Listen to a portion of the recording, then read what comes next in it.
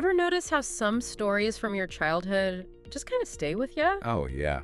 It's like they're more than just words, like little life lessons, but wrapped up in a good adventure. Absolutely. That's what we're diving into today. No. This new book series, Rhyming and Rhythm Stories for Children's Self-Esteem and Upliftment. And it seems like they really want to make a lasting impact.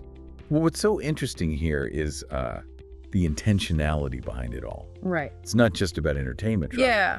The author really wants to equip kids to help them figure out life, build that confidence, and even get some good conversations going with the adults in their lives. So it's more than just a story. It's like a tool almost. Exactly. Okay, so there's a lot to unpack here, but it seems like there are a few key ingredients. Yeah. First, we've got these characters that are anthropomorphic animals.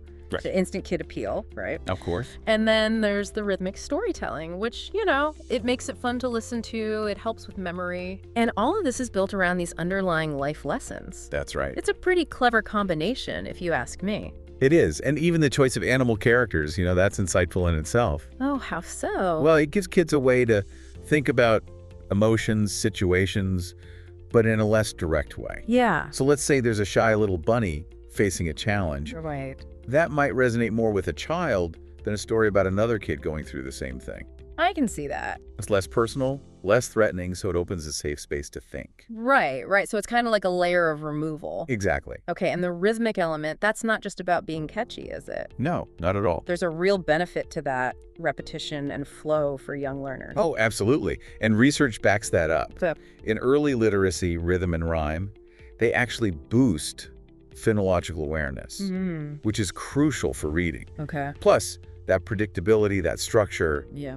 can be really comforting for kids, engaging, so they can follow along and really take in those messages. So it's hitting them on multiple levels. Exactly. Now, who are these books actually for? Well, it seems like the creator really wants these stories to reach everyone. Okay. From bedtime stories at home to classrooms, reading circles, maybe even grandparents connecting with their grandkids. Well, that's nice. It's about creating those moments, those shared experiences. It's true. I mean, when I think about reading with my kids, it's not just about getting through the book. No. It's about that time together. It is. And, those memories. You're building something. And when you look at the bigger picture, it really highlights the power of shared reading. It does. It's about connecting, sharing values, and building lasting memories. And those early experiences with books, they plant the seeds for a love of reading, which is so important. Absolutely. And the focus on self-esteem, that's fundamental too. You can really sense that in the source material, this desire to bring joy, to help children believe in themselves. It makes you think, like how powerful can a simple story be? It really does. It can shape a child's inner dialogue, the way they see themselves. And it raises a big question. What's that? How can these simple stories tackle these really complex issues in a way kids can grasp? Yeah, that's a good point. Well, the rhythm, the rhyme, it can make these big concepts easier to digest, right? Right. And the animal characters, they become relatable, Yeah. like stand-ins for kids dealing with the same stuff in their own lives. I'm actually thinking about some of my favorite childhood books right now. Oh, yeah. What was it about them that stuck with me all these years? It's funny how those early reads can leave such a mark, isn't it? It really is. And it seems like this series is intentionally trying to do that, to leave that kind of positive impact. It's not just entertainment, Right. It's about nurturing that self-esteem, that love of learning through really good storytelling. So if you're listening out there, if you're a parent, an educator, anyone who spends time with kids, This isn't just another book recommendation. It's more like an invitation to check out a resource designed with these specific goals in mind. Building confidence, sparking those important conversations.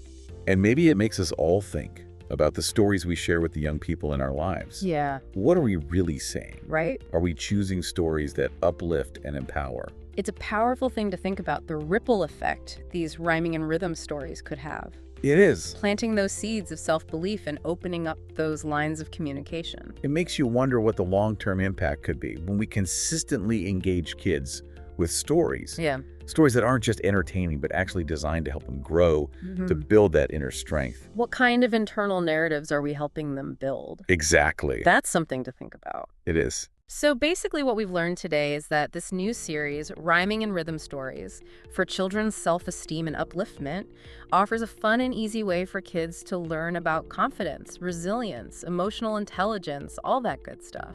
Yeah, and it makes you think. How does hearing these ideas over and over again in stories affect how kids grow up? How does it prepare them for challenges and all the good things life has to offer? Definitely something to think about. I think this deep dive has given you a good idea of what this series is all about and how it can help young readers grow in a positive way. Absolutely. So thanks for tuning in. We'll see you next time. See you later.